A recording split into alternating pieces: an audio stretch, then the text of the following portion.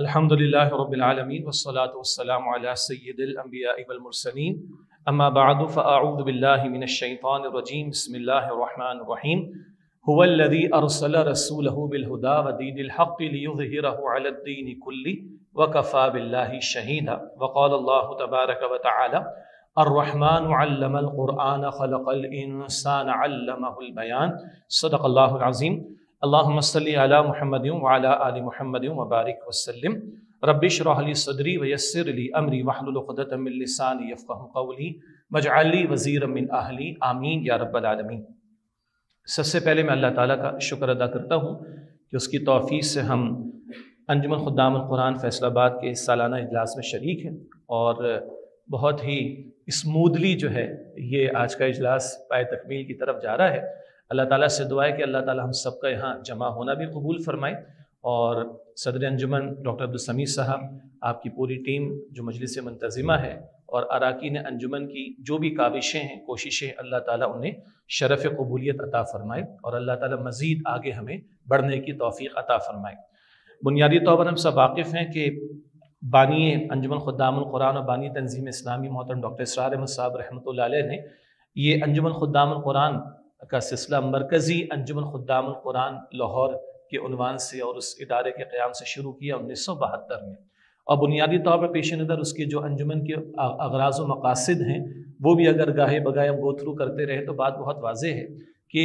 امت میں جو اس وقت ہمیں ضبو عالی دیکھنا پڑتی ہے، اور آج امت جو زوال سے دوچار دکھائی دیتی ہے، تو اس کی ترجمانی خود نبی مکرم علیہ السلام نے، بلکہ اس کی وجوہات نبی اکرم علیہ السلام نے جو بیان فرمائی وہ قرآن حکیم کو ترک کر دینا ہے۔ ان اللہ یرفع بہذا الکتاب اقواما ویدع بہ آخرین، کہ بے شک اللہ سبحانہ وتعالیٰ اس قرآن حکیم کی بدولت قوموں کو عروج عطا فرمائے گا، اور اس کو ترک کر دینے کی وجہ سے قوموں کو ذلت اور رسوائی میں مبتلا کر دے گا۔ تو اگر آج امت دنیا میں بھی کوئی عروج چاہتی ہے، ضبو حالی سے نکلنا چاہتی ہے، اور اللہ کی رحمت کی واقعتاً مستحق بننا چاہتی ہے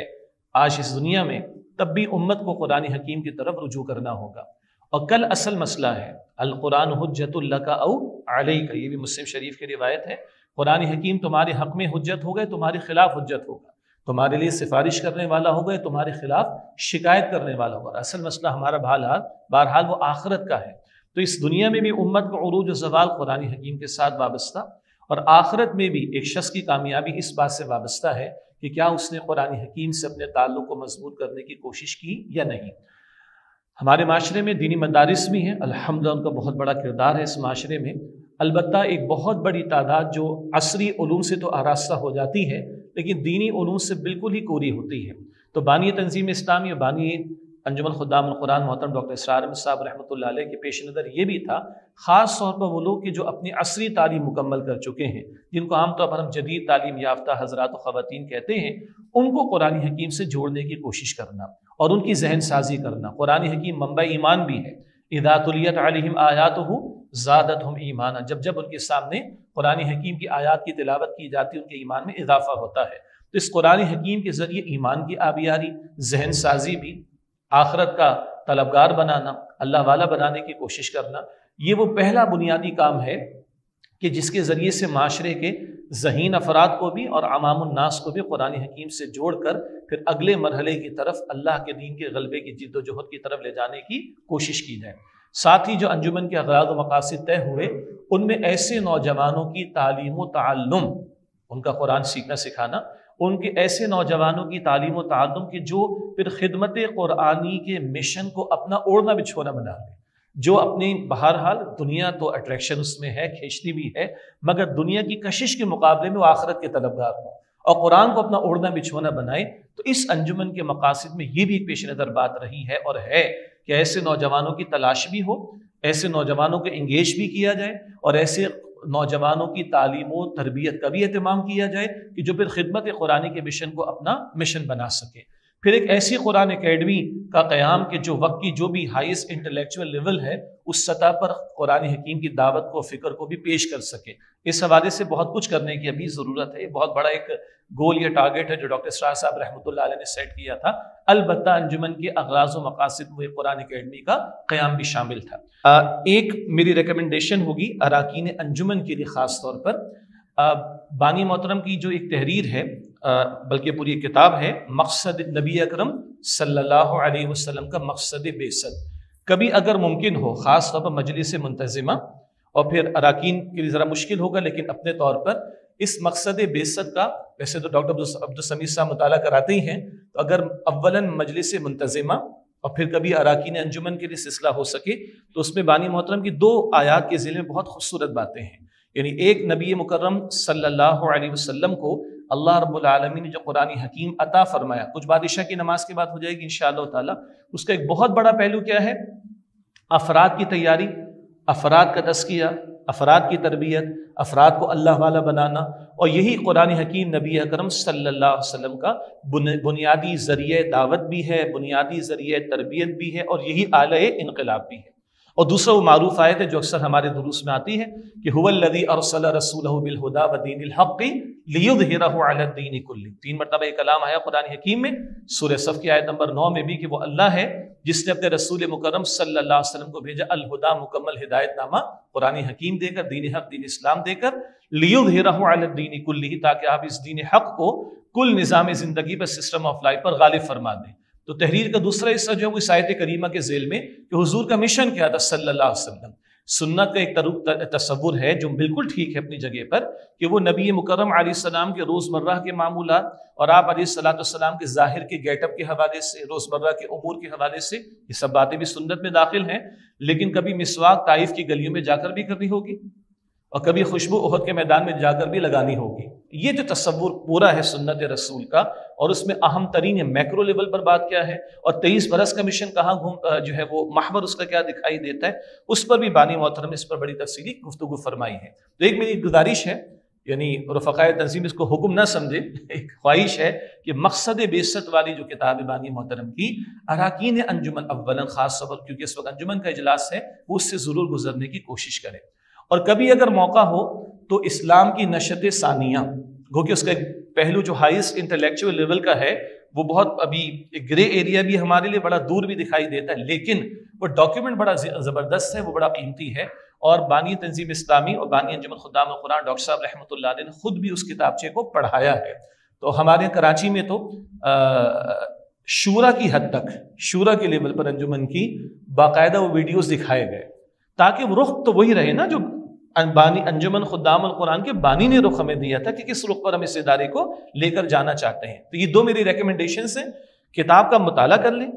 مقصد بعثت جب جو سہولت ہو جائے، اور نشت ثانیہ کی ویڈیوز اگر بانی محترم کی دیکھ لیں، وقت لگے گا اس کے اندر، 1 سال کا ٹارگٹ رکھ لیں انشاءاللہ تعالیٰ، تو میں سمجھتا ہوں کہ اس رخ پر ہم چل سکیں گے اور چلتے رہیں گے جو انجمن خدام القرآن کے بانی ڈاکٹر اسرار صاحب رحمۃ اللہ علیہ کی اپنی ایک خواہش تھی۔ ڈاکٹر صاحب رحمۃ اللہ علیہ نے جب مرکزی انجمن خدام القرآن لاہور قائم فرمائی، اس وقت بھی یہ بات واضح فرمائی، اس کے دستور میں بھی واضح فرمائی، بارہا کئی خطابات میں، حتیٰ کہ انجمن کے سالانہ اجلاسوں میں بھی اور دیگر مواقع پر بھی انہوں نے اس بات کو واضح فرمایا، اور کراچی میں تو انہوں نے اس کو ایک خطاب کی شکل میں بیان فرمایا اور اس کو مرتب بھی کیا گیا کہ انجمن خدام القرآن ہی فقط مقصود نہیں تھا ان کا، بلکہ ان کا ایک ٹائٹل ہے انجمن کے بعد تنظیم کیوں؟ تو اراکین انجمن کے سامنے وہ بات 1972 سے انہوں نے رکھی ہے کہ ہاں، قرآن حکیم کا پڑھنا، پڑھانا، سیکھنا، سکھانا ہمارے پیش نظر ہے، کوئی شک نہیں ہے۔ قرآن حکیم منبع ایمان بھی ہے، قرآن حکیم ذریعہ دعوت بھی ہے، قرآن حکیم ذریعہ تربیت بھی ہے، قرآن حکیم آلہ انقلاب بھی ہے، لیکن اس سے آگے بڑھ کر وہ انقلاب کیا تھا، اور وہ انقلاب کی جد و جہد کیا تھی، اور جس 23 برس کے دوران میں قرآن کریم نازل ہو رہا تھا، وہ 23 برس کہاں لگے نبی مکرم صلی اللہ علیہ وسلم کے؟ چنانچہ اس مقام پر بانی تنظیم اسلامی اراکین انجمن کے سامنے بات بالکل 2 ٹوک الفاظ میں رکھا کرتے تھے کہ اراکین انجمن تھوڑا اور آگے بڑھنے کی کوشش کریں، اور جو تنظیم اسلامی 1975 میں انہوں نے ہی قائم کی، غلبہ دین کی جد و جہد کے لیے، اقامت دین کی جد و جہد کے لیے، قرآن حکیم کے احکامات کے نفاذ کی جد و جہد کے لیے، تو اراکین انجمن آگے بڑھیں اور تنظیم اسلامی میں بھی شمولیت اختیار کرنے کی کوشش کریں، تاکہ وہ قرآن جو ذریعہ تربیت بھی ہے، ذریعہ دعوت بھی ہے، آلہ انقلاب بھی ہے، تو انقلاب کیا تھا اور وہ جد و جہد کیا تھی جس کے دوران میں قرآن حکیم نازل ہوا، اس میں بھی وہ اپنا حصہ ڈال سکیں۔ یہ تو ان کی وصیت ہوتی تھی، نصیحت ہوتی تھی، یاد دہانی ہوتی تھی، تقاضا ہوتا تھا اراکین انجمن سے۔ اور یہاں رفقائے تنظیم بھی موجود ہیں الحمدللہ۔ رفقائے تنظیم اسلامی کو بانی تنظیم اسلامی فرمایا کرتے تھے وہ اراکین انجمن بنے، وہ انجمن خدام القرآن کی رکنیت حاصل کریں۔ کیوں؟ دونوں ادارے انہوں نے بنائے۔ اور جو آیت میں نے تلاوت کی تھی اس وقت وہ انقلاب پر بات کرنا مقصود نہیں، حضور کو دو چیزیں عطا کی ہیں، قرآن حکیم عطا ہو رہا ہے اور دین حق عطا ہو رہا ہے۔ اگر آپ ان دو چیزوں کا انتباہ کریں تو ایک طرف انجمن خدام القرآن اسی قرآن کی تعلیم و تعلم کے لیے، عوام الناس میں قرآن کو عام کرنے کے لیے، ذہین افراد کو اس طرف انگیج کرنے کے لیے انجمن خدام القرآن، اور غلبہ دین کی جد و جہد کے لیے تنظیم اسلامی کا معاملہ۔ تو یہ دونوں ایک دوسرے کو کمپلیمنٹ کرتے ہیں، اس میں کوئی مغایرت کا معاملہ نہ ہو، کوئی دوری کا معاملہ نہ ہو، بلکہ اس میں ہم آہنگی کا معاملہ ہونا چاہیے۔ یعنی اس کی ہم آہنگی سے بڑھ کر کیا ہوگی کہ اس وقت میرے پاس انجمن خدام القرآن کے نگران کی بھی ذمہ داری ہے اور میرے ہی پاس بہرحال تنظیم اسلامی کے امیر کی بھی ذمہ داری۔ اب اس سے زیادہ تو ہم آہنگی کچھ نہیں ہو سکتی نا جی۔ یہی بانی تنظیم اسلامی ڈاکٹر اسرار صاحب چاہتے تھے رحمۃ اللہ علیہ، دونوں سطحوں پر اراکین انجمن آگے بڑھے تنظیم اسلامی میں آئے، اور جو لوگ تنظیم اسلامی میں وہ انجمن خدام القرآن کی رکنیت حاصل کریں۔ حد یہ ہے کہ بانی تنظیم اسلامی یہاں تک فرماتے تھے کہ آپ دونوں جگہ انفاق بھی کریں۔ اگر آپ رکن انجمن ہیں اور تنظیم میں شامل ہوں گے تو انفاق دونوں جگہ کریں، انفاق مال کی بات ہو رہی، مال کا انفاق۔ اور اگر تنظیم اسلامی میں اور رکن انجمن بن گئے تو انجمن خدام القرآن میں بھی اپنا مال انفاق اس کا کیجیے۔ اور آخری بات وہ یہ کہتے تھے مثلاً یہ شخص 100 روپے دے رہا ہے اور اس کی 100 ہی کی سکت ہے، وہ ایڈ نہیں کر سکتا، اضافہ نہیں کر سکتا، تو وہ دونوں جگہ تقسیم کر لے اس کو، وہ اس کی ثوابدید پر ہے، وہ 50-50 کر دے، 70-30 کر دے، 60-40 کر دے، لیکن وہ دونوں جگہ رکن بھی بنے انجمن میں، وہاں رفیق تنظیم بنے اور دونوں جگہ انفاق کرنے کی کوشش کرے۔ مجھے یہاں خوشی کیونکہ فیصل آباد آنا رہتا ہے الحمدللہ کہ یہاں جن کورسز کا بھی ذکر ہوا، بہرحال کووڈ کی وجہ سے کچھ تعداد کی کمی محسوس ہو رہی ہے، اللہ تعالیٰ اس میں اضافہ بھی فرمائے گا، لیکن الحمدللہ جو ہمارے طلباء ان قرآن فہمی کورسز سے گزرتے ہیں ان کی اکثریت میرے خیال سے یا تقریباً تمام ہی وہ تنظیم اسلامی میں بھی شامل ہوئے ماشاءاللہ، بلکہ مجھے یاد پڑ رہا ہے کہ شاید میرے ہاتھ پر انہوں نے بیعت بھی کی تھی الحمدللہ۔ ہم یہی مزاج چاہتے ہیں، کراچی ہو، لاہور ہو جائے، فیصل آباد ہو جائے، جھنگ میں ہے، ملتان میں ہے، اسلام آباد میں ہے، ہماری کوشش یہ ہے کہ انجمن خدام القرآن اور تنظیم اسلامی ہینڈز ٹوگیدر والی باتوں کے ان دونوں اداروں کو ساتھ ساتھ آگے چلنا چاہیے۔ اللہ تعالی ہمیں اس کی مزید توفیق عطا فرمائے۔ ایک نقطہ وہ آئندہ کے لیے ہے کہ ہمارے ممبران کی تعداد کتنی ہے، میرے علم میں نہیں ہے، ٹھیک ہے؟ تو اگر آئندہ اس طرح کے کچھ فیکٹس اینڈ فیگرز بھی آ جائیں کہ ہمارے اراکین ممبران میں اس وقت جو کہہ رہا ہوں اراکین انجمن کو ان کی کچھ تعداد بھی سامنے آ جائے تو شاید کچھ تقویت کا باعث بنے، اور اگر تعداد کم ہو تو پریشانی کا باعث ہوگی، تو وہ بھی پازیٹیو ہے، وہ بھی پازیٹیو ہے۔ جب پریشان ہوتے تو ہم سوچتے ہیں اور سوچتے تو پھر کچھ نہ کچھ کام کرنے کے ایونیوز بھی ہمارے سامنے آئیں گے، تو اس پر بھی آئندہ انشاءاللہ توجہ رہے تو بہتر ہوگا معاملہ انشاءاللہ۔ ایک بات آ چکی ہے صرف اشارتاً ہے، جو آپ کے سامنے آن لائن کورسز کا بھی ذکر آیا، تو یہ اللہ تعالیٰ کی طرف سے ہی ہے، جو بھی کووڈ کا مسئلہ تھا وہ اپنی جگہ رہا، لیکن میں عرض کروں آپ کے سامنے کہ کام کرنے والوں نے کام کرنے کے مواقع تلاش کیے۔ انیق احمد صاحب کو آپ لوگ جانتے ہیں، وہ دنیا نیوز پر پروگرام، انہوں نے مجھے بتایا، وہ DHA کراچی میں رہتے ہیں، کہ جب یہ سب سے ہارڈ ترین دن تھے نا کووڈ کے، سب کچھ بند تھا، وہ کہتے اس وقت میرے پاس موبائل پہ میسیجز تھے کہ آپ کو ناشتے میں کون سا آئٹم چاہیے، یو نیم اٹ، جی آپ کے گھر میں پرووائڈ کریں گے۔ تو جن کے ریسٹورنٹس بند ہو گئے، جن کے کچن بند ہو گئے، انہوں نے اور طریقے نکالیے کام کرنے کے، تو آپ نے محسوس کیا کہ درمیان میں آن لائن کورسز کا بھی یہاں پر ذکر آیا۔ بہرحال اس وقت کی جو بھی مصروف زندگی کہیں، جو کچھ بھی کہیں، اس کا ایک تقاضا بنتا ہے کہ اس وقت کی جو بھی اویلیبل ریسورسز ہے، ٹیکنالوجی ہے، اس کو ہم دینی وقار کے ساتھ، یہ بڑی اہم بات ہے، دینی وقار کے ساتھ اور دینی حدود میں رہتے ہوئے استعمال اگر کر سکتے ہو تو ماشاءاللہ اس کی شکل سامنے آئی ہے کہ کچھ کورسز جو ہیں وہ آن لائن بھی یہاں پر پریزنٹ کیے گئے ہیں۔ میں بس اللہ تعالیٰ سے دعا کرتا ہوں کہ اللہ تعالیٰ ہم سب کا بیٹھنا بھی قبول فرمائے اور ہم سب کو ان لوگوں میں شامل فرمائے کہ جن کے بارے میں نبی مکرم صلی اللہ علیہ وسلم فرما رہے ہیں، خیرکم من تعلم القرآن وعلمہ، تم میں سے بہترین وہ ہیں جو قرآن حکیم سیکھیں اور سکھائیں، اور اللہ ان لوگوں میں شامل فرمائے کہ جن کے بارے میں نبی مکرم صلی اللہ علیہ وسلم فرماتے ہیں کہ بندے کا جب انتقال ہو جاتا ہے اس کا نامہ اعمال بند ہو جاتا ہے سوائے 3 کاموں کے، ایک صدقہ جاریہ کا عمل، اس میں بہت ساری مثالیں آ سکتی ہیں، مسجد بھی ہے، مدرسہ بھی ہے، اکیڈمی بھی ہے، انسٹیٹیوشنز بھی ہیں اور ادارے بھی ہیں، ایسا عمل جس سے اللہ کی مخلوق کو مستقل فائدہ پہنچے۔ نمبر 2 وہ علم جو لوگوں کو پہنچے اور لوگ اس سے نفع اٹھائیں، اور نمبر 3 نیک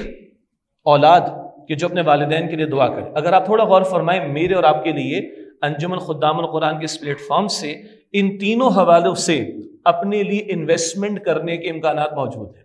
ادارہ مضبوط ہوتا ہے، ہم چلے جائیں گے، کام چلے گا انشاءاللہ تعالی، صدقہ جاری ہے۔ ادارہ علم دین کے پڑھنے پڑھانے کی ہی فیسلٹیز دے رہا ہے، خدمات دے رہا ہے، تو یہ چلتا رہے گا، چاہے اس میں ہمارا مال لگ رہا ہو، ہمارا وقت لگ رہا ہو، انشاءاللہ تعالی سلسلہ آگے بڑھے گا۔ آخری بات پہ میں توجہ دلانا چاہوں گا، نیک اولاد کے الفاظ تو یاد ہیں۔ ہم جتنے اراکین انجمن یہاں پر بیٹھے ہیں، باقی لوگوں کو چھوڑ دیں، اپنی اولاد کے بارے میں آپ سوچیے۔ بانی تنظیم اسلامی، بانی انجمن خدام القرآن کا ایک ویڈیو کلپ ہے، چھوٹا سا، بڑے طویل پروگرام کو وہ ہر سال جب ہمارے یہاں کراچی میں ساتھی آغاز کرتے ہیں رجوع القرآن کورس کا، بالکل آخری 5 منٹ میں ہم وہ سناتے ہیں، اور بڑے زوردار انداز میں اور بڑے دل سے انہوں نے بات کہی کہ میں آپ سے آپ کی اولاد کی بھیک مانگتا ہوں۔ ایک دائی بھکاری ہوتا ہے، اس کو کام کے لیے لوگ چاہیے ہوتے ہیں، اور باقی آگے کہا کہ کبھی اپنی ذاتی مسئلے کے لیے بھیک نہیں مانگی میں نے کسی سے، لیکن میں آپ سے آپ کی اولاد کی بھیک مانگتا ہوں۔ کام کرنا ہے ہمیں، اس معاشرے افراد چاہیے ہمیں، لوگ چاہیے ہمیں۔ آپ اپنے گھر میں دیکھیں، پہلے اپنی اولاد کے بارے میں سوچیں، پھر اس سے آگے بڑھ کر سوچیں۔ کوئی چھوٹا بھائی ہوگا آپ کا، ہم جیسے لوگوں پر کسی نے، ہمارے ایک بڑے کزن نے کام کیا، وہ تنظیم میں نہیں آیا، لیکن بہرحال میں یہاں کھڑا ہوں آپ کے ساتھ الحمدللہ، ان کے پیچھے بھی میں ان کی تعریف کرتا ہوں۔ تو کوئی آپ کا بیٹا ہوگا، کوئی آپ کا بھائی ہوگا، کوئی آپ کا بھتیجا ہوگا، کوئی آپ کا بھانجا ہوگا، کوئی آپ کا پڑوسی ہوگا، کوئی آپ کے محلے کا شخص ہوگا یا نوجوان ہوگا۔ اسی طرح خواتین کا بھی اہتمام ہے الحمدللہ، خواتین بھی پردے میں یہاں پہ شریک ہوتی ہیں، وہ میں انشاءاللہ آگے بات ذکر کروں گا جب عمومی خطاب بعد میں ہوگا۔ تو یہ تیسرا والا پہلو کہ نیک اولاد وہ بھی صدقہ جاری ہے۔ ایک اولاد ہماری حقیقی سلبی اولاد ہوتی ہے، اور ایک اولاد ہماری معنوی بھی ہوتی ہے، جن کو ہم شاگرد کہا کرتے ہیں، روحانی اولاد کہا کرتے ہیں۔ یہ میدان میرے لیے بھی کھلا ہے، آپ کے لیے بھی کھلا ہے، تو اللہ تعالیٰ انہی لوگوں میں ہمیں شامل فرمائے کہ صدقہ جاریہ کا معاملہ، نافع علم آگے پھیلانے کا معاملہ، اور اولاد نیک ہو، یہ میری آپ کی سب سے بڑی انویسٹمنٹ ہے۔ اللہ تعالیٰ مجھے، آپ کو، ہم سب کو اس کے لیے قبول فرمائے۔ ساری مساعی جو بھی انجمن کے تحت یہاں پر ہو رہی ہیں، اللہ قبول فرمائے۔ ہم سب کو اللہ اخلاص سے نیت عطا فرمائے، اور ہر طرح کی شر سے اللہ تعالیٰ ہم سب کی حفاظت فرمائے۔ وآخر دعوانا ان الحمد للہ رب العالمین۔ السلام علیکم ورحمۃ اللہ وبرکاتہ۔ جزاکم اللہ خیر۔